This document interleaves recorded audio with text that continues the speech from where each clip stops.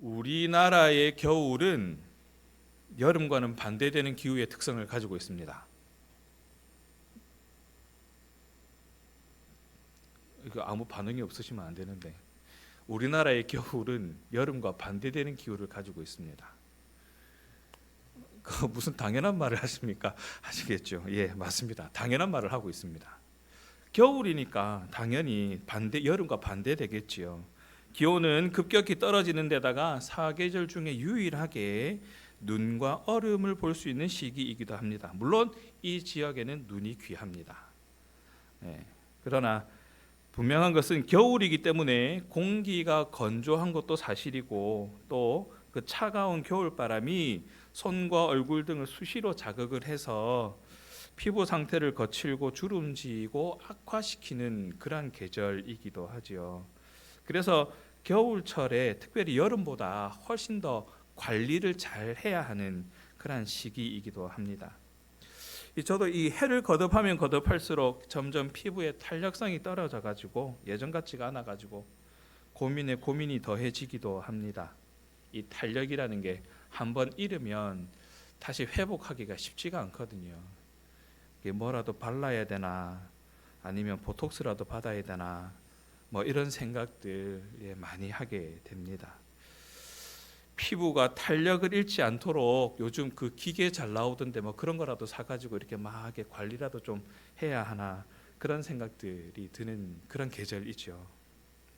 이 탄력하면 떠오르는 것 중에 대표적인 거 하나가 스프링 용수철이지 않을까 생각됩니다. 피부가 용수철 같다면 탄력 있는 그러한 상태로 계속 유지가 되지 않겠습니까?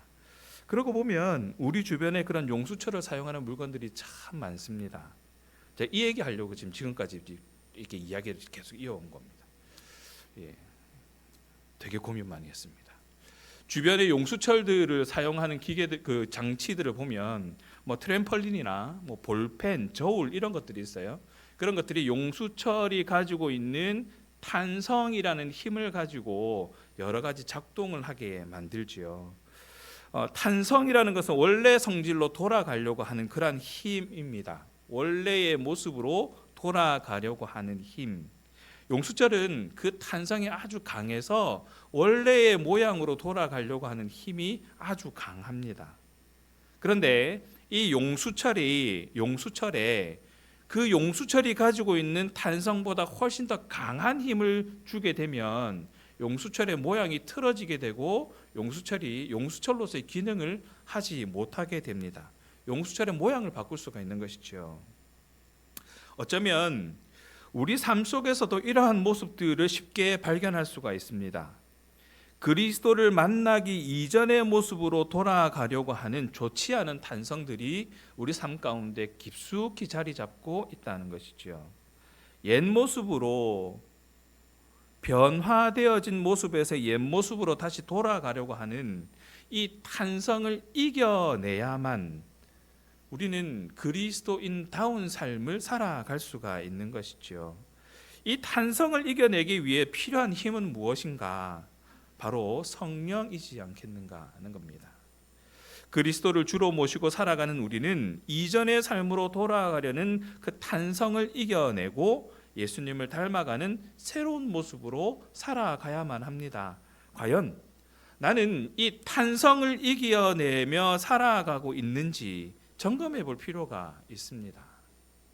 에베소서 5장 15절에 보면 그런즉 너희가 어떻게 행할지를 자세히 주의하여 지혜 없는 자 같이 하지 말고 오직 지혜 있는 자 같이 하여라고 이야기를 합니다.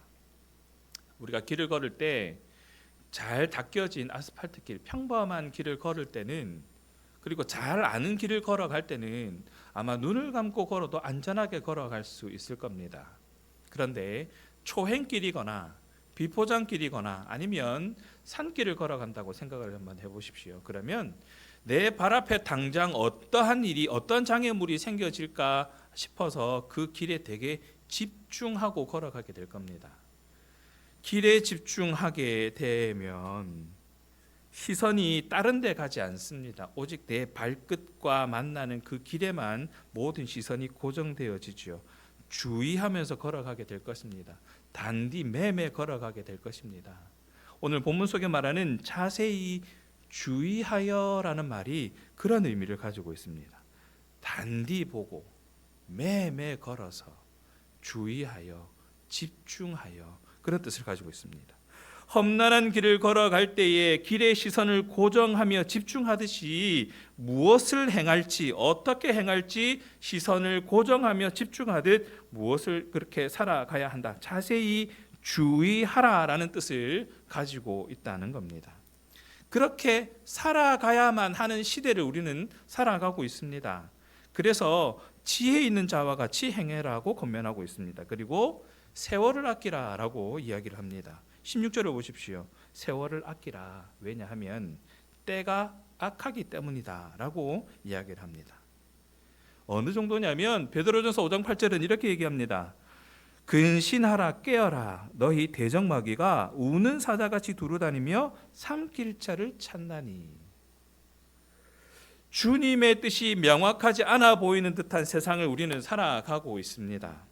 서로가 하나님의 뜻이라고 말합니다. 서로가 하나님 나라를 위하여 혁명적으로 이 고난을 이겨내야 된다고 말합니다. 정신 차리고 주의하여 걸어가지 않으면, 정신 차리고 주의하여 말씀을 보지 않으면, 정신 차리고 주의하여 세상을 보지 않으면 대적에게 삼켜지고 마는 그러한 시대를 우리는 살아가고 있습니다. 그렇게 악한 시대를 살아가면서 지각 없는 자와 같이 살지 말고 주님의 뜻이 무엇인지 분별하여 그 뜻을 이루며 살아가라 라고 오늘 말씀은 저와 여러분에게 권면하고 있는 겁니다. 대적마귀가 우는 사자같이 두루다니며 삼킬 자를 찾는다 하지 않습니까? 그 방법은 아주 교묘합니다. 베드로전서의 표현은 마치 이 사자가, 배고픈 사자가 어디에 먹이가 없나 하고 두루 다니는 그런 것으로 표현하지만 다만 거기에만 국한되지 않습니다. 은연중에 은근슬쩍 우리의 삶에 영향을 미치는 것도 주의하며 경계해야 하는 것이죠. 심지어 이런 거 있지 않습니까? 이 정도면 괜찮겠지. 그래도 남들은 이만큼 하는데 나는 요만큼밖에 안 하니까 그 정도는 괜찮겠지 하는 그러한 마음들.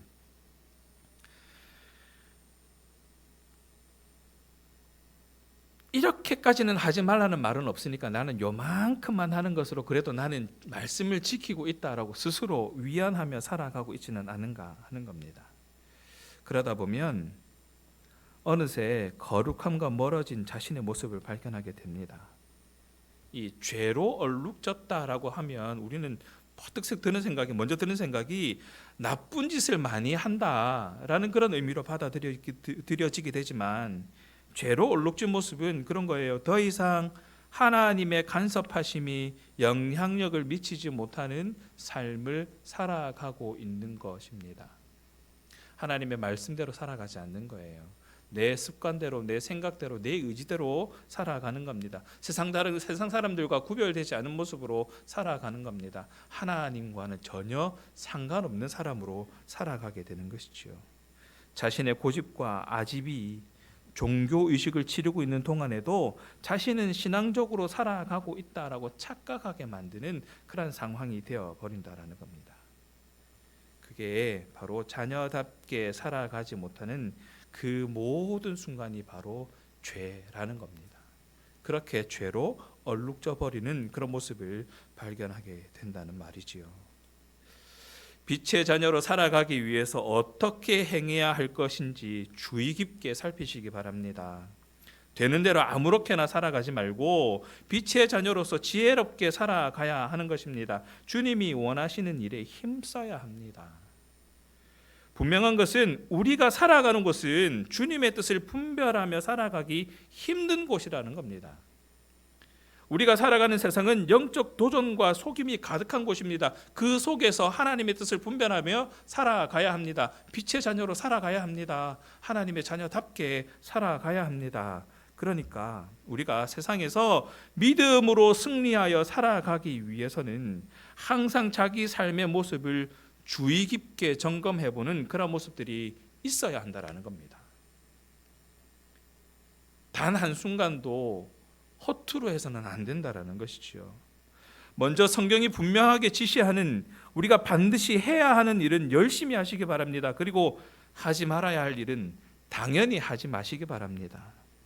5장 17절은 이렇게 얘기합니다. 그러므로 어리석은 자가 되지 말고 오직 주의 뜻이 무엇인가를 이해하라. 다시 한번 주의 뜻이 무엇인가 이해하기 위해서 우리가 해야 할 것이 있습니다. 그것은 바로 18절에 나옵니다. 술 취하지 말라. 이는 방탕한 것이니 오직 성령으로 충만함을 받으라. 에베소는 그랬어요. 로마에서 세 번째로 큰 도시였습니다. 그리고 소아시아 상업의 중심지였습니다. 부한 도시였습니다. 부유한 도시였습니다. 게다가 거기는 종교의 중심지이기도 했었습니다. 특히 이 에베소 주민들이 풍요와 다산의 여신인 아데미를 위해서 만든 신전이 되게 유명했거든요. 크기도 컸고 아름답기도 아름다웠고, 게다가 에베소 주민들은 이 아데미를 포함한 수많은 신들을 섬겼습니다. 그 신들을 섬기는 행위 속에 그 신들을 위한 화려한 연회들을 여는 것들도 있었고요. 술에 취해서 부도덕한 성적 행위를 일삼는 일들이 참 많았습니다. 당연하게 받아들였습니다. 그러다 보니까 그냥 누구나 다 그렇게 하는 거예요. 그리스도인이건 아니건 그냥 다 그렇게 하는 거예요. 누구나 다 그렇게 하는 거니까. 일상적인 일이니까. 그 외에도 혼인잔치나 일상에서 열리는 잔치 아니면 어떤 목적을 가지고 있는 잔치에서도 술은 빠지지가 않았습니다. 이것은 곧 과도한 음주로 연결되었고, 그래서 수많은 문제들이 발생하기도 했습니다. 잔치는 얼마든지 할 수 있죠. 그들의 삶 속의 한 부분이니까. 그런데 그 잔치가 그냥 함께 먹고 즐기자 그냥 그 정도의 잔치가 아니라 나 이 정도 할 수 있는 부를 가지고 있는데 라는 것을 표현하기 위한 그런 사치스러운 그런 자랑거리에 지나지 않았다는 것이죠. 그와 함께 그 잔치 속에는 성적으로 부도덕한 모습으로 자연스럽게 이어지는 그런 일들이 되게 많았다는 겁니다. 그런데 사실 유대인들에게 이 술은 빠질 수가 없는 부분이기도 했습니다. 기쁨과 복의 상징이었거든요. 포도주는 식사와 잔치 때 빠지지 않을 정도로 어쩌면 당연한 메뉴였습니다. 우리가 밥과 함께 국이 빠지지 않는 것처럼 포도주는 늘 있는 그런 음식이었습니다. 그러니까 술에 마시는 것과 술에 취하는 것은 다르게 구별해야 되는 거예요. 더욱이 그 지역은 물의 석회질이 많기 때문에 그냥 물을 마시기가 힘듭니다. 그 물을 대신해서 마시는 게 포도주였거든요. 그러니까 그들의 상황과 우리의 상황을 같이 놓고 비교해가지고 성경에서 술 취하지 말라 이 말이 있으니까, 아니 그들은 포도주 그냥 마시는데 우리도 마셔도 되는 거 아닌가 하고 그렇게 놓고 비교할 수는 없는 것이긴 하지만, 생활 방식이 다르기 때문에 똑같이 적용할 수는 없지만, 다만 우리가 기억해야 되는 것은 뭐냐면 술에 취한다라는 말의 그 의미를 한번 살펴봐야 됩니다. 술에 취한다는 말은 술의 지배를 받는다라는 말이거든요. 그렇게 되면 판단력이 흐려지게 됩니다. 그것은 결국 방탕함에 이르게 됩니다. 이런 사람도 있어요. 저는 자신은 술에 대한 내성이 강해서 남들보다 더 마셔도 된다. 다른 사람들 한 병 마시고 쓰러질 때 나는 4병 마셔도 끄떡 없더라 라고 얘기하는 사람들도 있습니다. 그러나 단 한 잔만 들어가도 그 한 잔 때문에 술에 지배를 받게 됩니다. 또 한국 사회는 그런 말 많이 하잖아요. 술이 스트레스를 풀어내고 또 술을 마셔야 인간관계 하는데 꼭 필요한 술이 들어가야 그래도 우리가 좀 더 친밀해지고 그런 얘기들 합니다. 그런데 오히려 과음으로 인한 질병과 사회 문제만 많아지고 있는 것을 우리는 발견할 수 있습니다. 그러니까 우리의 기도는 술이 아닌 성령 충만을 권하는 사회로 오히려 바뀌어야 되지 않는가 하는 생각들이 들게 되는 것이죠. 바울은 하나님의 성도가 되어서도 여전히 이러한 방탕한 삶을 살아가고 있는 에베소 성도들에게, 그리고 저와 여러분들에게 변화를 요구하면서 오직 성령으로 충만함 받기를 원하고 권면하고 있는 것입니다. 술에 취한다라는 것은 세속적인 것입니다. 사치스럽고 부도덕한 가치관과 연결되는 그런 일입니다. 그러니까 그런 술 취한다라는 말은 곧 방탕한 것이 되니까 그거 하지 마라 라고 얘기를 하는 것입니다. 그러면서 성령 충만을 강조하고 있는 겁니다. 에베소서 5장 8절을 보십시오. 너희가 전에는 어둠이더니 주 안에서 빛이라 빛의 자녀들처럼 행하라. 바울이 원하는 것은 그리스도를 통해 하나님의 자녀가 되었다면 그 부르심에 합당하게 살아가야만 한다라는 것입니다. 그렇지 않다면, 이전에 어둠 속에 있었던 그 모습과 별반 다르지 않다면 그리스도를 통하여 하나님의 자녀가 된 것이 맞느냐라고 반문할 수밖에 없다라는 것이지요. 주님을 본받는 자들이 되기를 원했던 것입니다. 그래서 8절에서는 더 이상 이전처럼 어둠으로 살아가지 말고 주 안에서 빛이 되었으니 빛의 자녀들처럼 행하라라고 권면하고 있는 겁니다.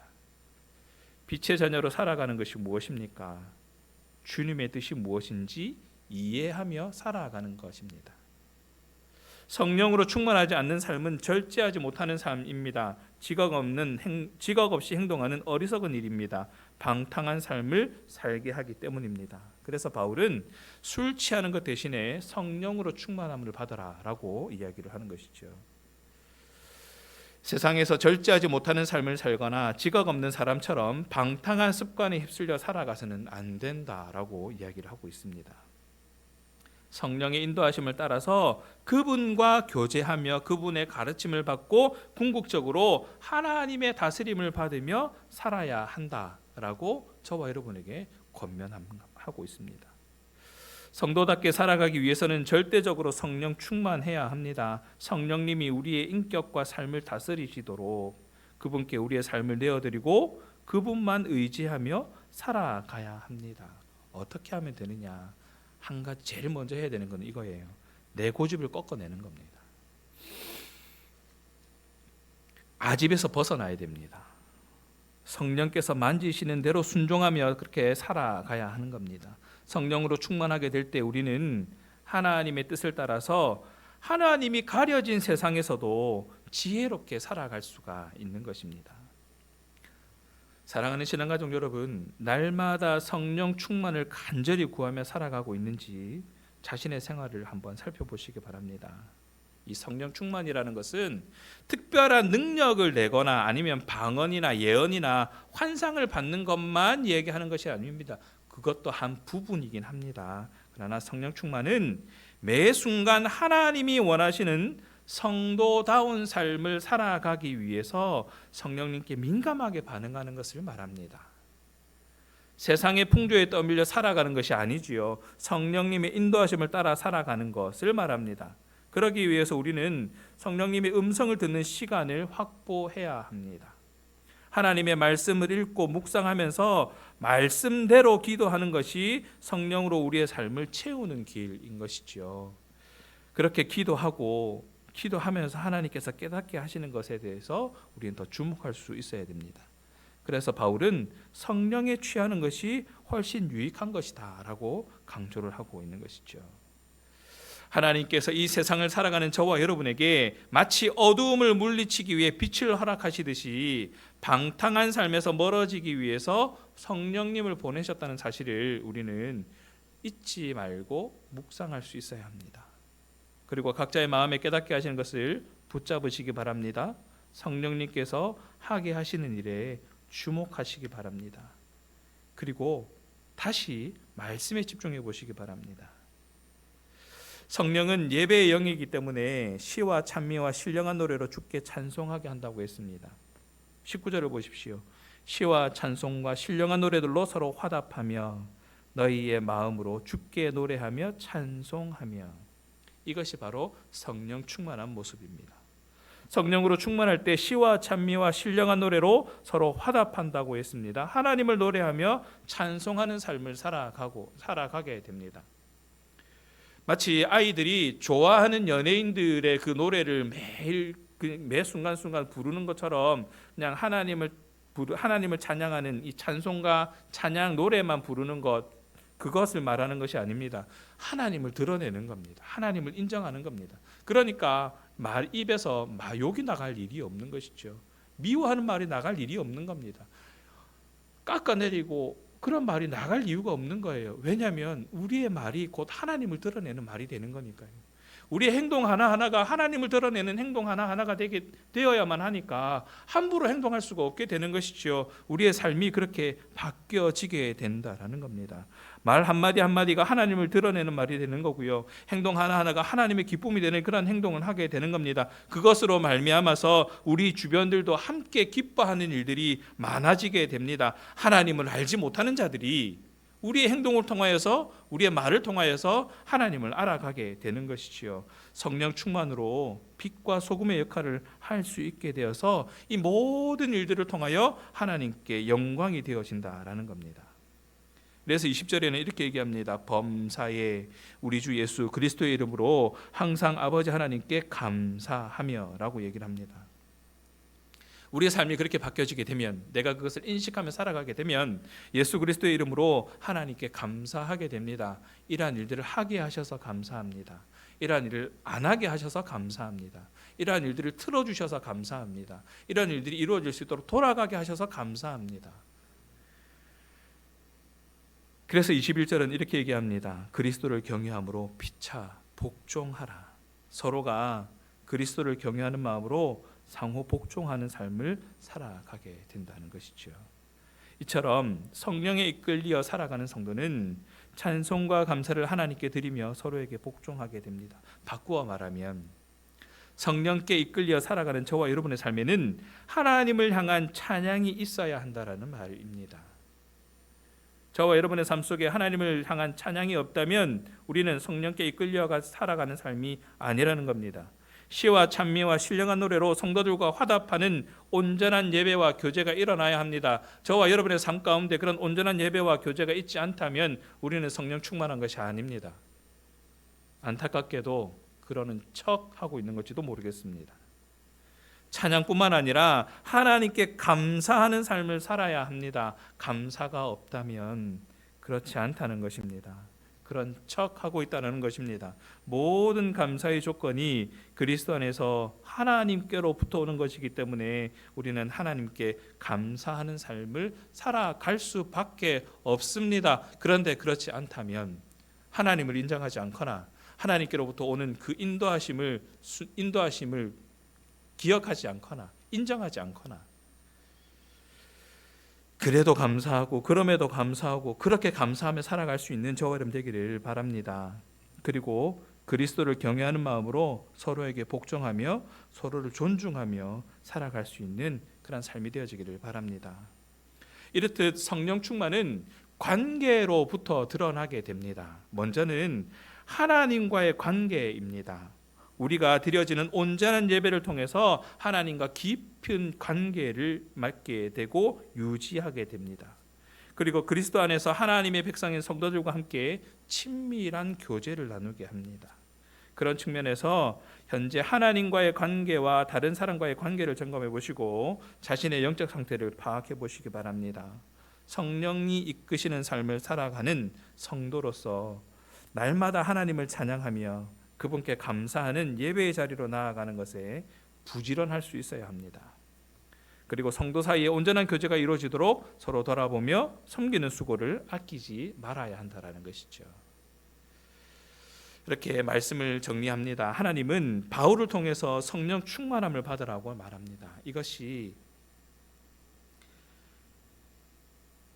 주의 뜻이 무엇인가를 이해하게 되는 것입니다. 하나님의 뜻은 다른 데 있지 않습니다. 성령 충만이었습니다. 성령 충만을 받으라 라고 얘기하니까 우리는 먼저 딱 드는 생각이 그런 거죠. 성령 충만은 그러면 성령을 어떻게 주시는 거지? 성령을 주시면 우리는 어떻게 받아야 되지? 고민하게 됩니다. 아니면 마치 핸드폰을 매일 이렇게 충전하듯이 이렇게 탁 꼽으면 자동적으로 충전이 되는 것인가? 그렇게 충전되기 위해서 기도를 몇 분 하면 몇 프로 충전되고 성경을 몇 장 읽으면 몇 프로 충전되고 그렇게 우리는 흔히 생각할 수도 있습니다. 근데 성령 충만은 내가 어떻게 한다고 채워지는 건 아니에요. 감사하게도 성령께서 주체가 되셔서 나와 함께 해주시는 성령님을 우리가 깨닫는 것이죠. 내가 성령을 가져와서 채우는 것이 아니라 성령께서 나와 함께 해주시는 것입니다. 내가 성령의 지배하에 들어가는 겁니다. 성령님을 인정하고 성령님을 받아들이고 그 성령님께서 하시는 대로 순종하며 나아가는 것이지요. 성령의 능력을 가지고 와가지고 그 능력을 여기저기 덕지덕지 붙여가지고 내 스펙을 쌓아 올리는 것이 아니라, 그런 것처럼 내 능력치를 끌어올리는 것이 아니라, 성령께서 나에게 와 주셔서, 아니 나와 함께 하시는 성령께서 나를 붙들고 계시고 주장하시고 이끌어 가심에 민감하게 반응하는 것으로 성령의 지배를 받는 겁니다. 술을 마시면 술의 지배를 받는 것처럼 성령의 지배 아래 있는 것이죠. 성령 하나님이 내 삶의 전 영역을 감찰하시고 지배하시도록 내 마음을 열어두는 것입니다. 그리고 내가 그분께 길들여지는 것이 성령 충만입니다. 그 결과로 오늘 본문에서 말씀처럼 시와 찬송과 신령한 노래로 서로 교제하고 마음속에 찬양이 늘 흐르고 어떤 일을 만나든지 예수 그리스도의 이름으로 하나님께 감사하며 서로 복종할 수 있게 되는 것입니다. 이 역사가 바로 저와 여러분의 역사가 되고 기록이 되고 간증이 되기를 바랍니다. 주의 뜻이 무엇인가? 세상 속에서도 하나님을 드러낼 수 있는 성령 충만한 자들이 되기를 원하십니다. 그러기 위해서 우리가 해야 할 일들이 있습니다. 그리고 내가 하지 말아야 할 일들도 있습니다. 하나님께서 우리 각자에게 주시는 감동들이 있을 것이고 또 각자에게 깨닫게 하는 것들이 있을 겁니다. 그것들을 붙잡고 우리는 기도할 수 있어야 됩니다. 하나님, 나와 함께 하시는 성령님의 능력을 붙잡고 그 힘을 의지하여서 하나님의 기쁨이 되는 삶을 살아갈 수 있도록 인도하여 주시옵소서. 그 기도 제목 가지고 또 오늘 하루뿐만 아니라 매일매일 하나님과 동행하며 하나님께 영광이 되어지는 저와 여러분 되기를 주님의 이름으로 축원합니다.